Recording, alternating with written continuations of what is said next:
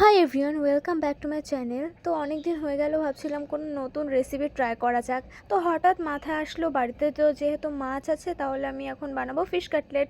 তো সেটাই ভাবছিলাম, চলো ফিশ কাটলেট বানানোর জন্য আমাদের প্রথমে বানাতে হবে ব্রেড ক্রাম্বস। তো এটাকে আমি কিভাবে বানাবো সেটাই তোমাদের দেখাবো। তো প্রথমে কিন্তু আমি স্লাইড ব্রেডগুলো নিয়ে নিয়েছি, আর এগুলো কিন্তু যে কোনো দোকানেই তোমরা পেয়ে যেতে পারো, সাধারণত সব দোকানেই থাকে। তো এগুলো আমি এই যে টুকরো টুকরো করে নেবো। আর আমার কাছে কোনো কাজও ছিল না, তাই আমি এই যে হাত দিয়েই টুকরো টুকরো করছিলাম, টুকরো টুকরো করে একটা প্লেটে রাখছিলাম। আর এগুলো কিন্তু সমস্তগুলোই আমাকে টুকরো টুকরো করতে হবে, আর তাই আমি এই যে করছি। আর এগুলো কিন্তু খুব সফট ছিল, খুব নরম ছিল আর কি। তো দেখতেই পাচ্ছ আমি কিন্তু এতগুলো এখন টুকরো টুকরো করব। তো এই যে স্টার্ট করে দিচ্ছি। আর পাশে আমার ভাই বলছে, ভাই দে একটা খাই, মানে আমাকে বলছে দিদি একটা দে খাই। তো ও বলছিল। তো আমার এই যে ফাইনালি গল্প করতে করতে টুকরো করা হয়ে গেছে। আর এই যে এগুলো আমি এখন মিক্সারে দেবো। আর আমি সমস্ত কিছু রেডি করে এগুলো এখন মিক্সারে দেবো। তো যাই হোক, মিক্সারের বাটিটা এই যে নিয়ে নিয়েছি, এর মধ্যে এবার এইগুলো দিয়ে দেবো, এই টুকরোগুলো।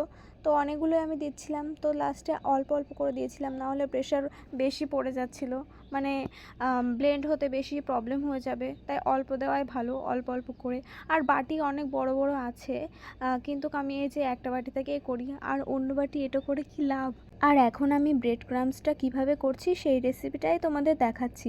আর পরের ভিডিওটাতে আমি ফিশ কাটলেটটা কিভাবে বানিয়েছি সেটা তোমাদের দেখাবো। তো বলতে বলতে দেখো আমার হয়ে গেছে, আর কত সুন্দর হয়েছে জাস্ট দেখো তোমরা। আমার তো খুব ভালো লেগেছিলো, মানে প্রথমবারই করলাম আর প্রথমবারে এত সুন্দর হয়েছিল। তো দেখো এই যে খুব সুন্দরভাবে ব্লেন্ড হয়ে গেছে। এবার আমি এই যে কড়াইতে করে হালকা করে আমি এটা একটু মানে নাড়িয়ে নেব। তো আমি এই যে গ্যাসের ওভেনটা অন করে দিলাম। তো তারপরে একটু গরম হওয়ার পর তারপরে এগুলো ঢেলে দিলাম। তো এই যে দেখতে পাচ্ছ সমস্ত কিছু আমি ঢেলে দিচ্ছি। এই যে একটু লেগেছিল সেগুলো আমি এই যে খুন্তির সাহায্যে আমি এগুলোকে নিচে নামিয়ে নিচ্ছি। তো এই যে দেখো আস্তে আস্তে কিন্তু ক্ষয়ে যাচ্ছে আমার ব্রেড ক্রাম্বসটা। তো এটা আমি হালকা নাড়িয়ে নিচ্ছি, দেখতে পাচ্ছ। আর এটা থেকে খুব সুন্দর গন্ধ আসছিল, মিষ্টি মিষ্টি একটা। তো আমার ভাই কিন্তু এখান থেকে খেয়েও নিচ্ছিল, আমার ভাই এত মানে এখন থেকে খাবে এরকম ভাব। তো যাই হোক, আমি হালকা করে একটা হলুদ দিয়ে নিয়েছিলাম, তাহলে দেখতে খুব সুন্দর হয় আর কি। তো তারপরে ফাইনালি কিছুক্ষণ নাড়া দেওয়ার পরে এই যে আমার ফাইনালি রেডি হয়ে গেছে ব্রেড ক্রাম্বস। তো দেখতে পাচ্ছ তোমরা কীরকম সুন্দর হয়েছিল। আর আমার ক্যামেরাটা একটু প্রবলেম আছে, তাই বোঝা যায় না বেশি। তবু এই যে খুব সুন্দর হয়েছিল, দেখতে পাচ্ছ তোমরা।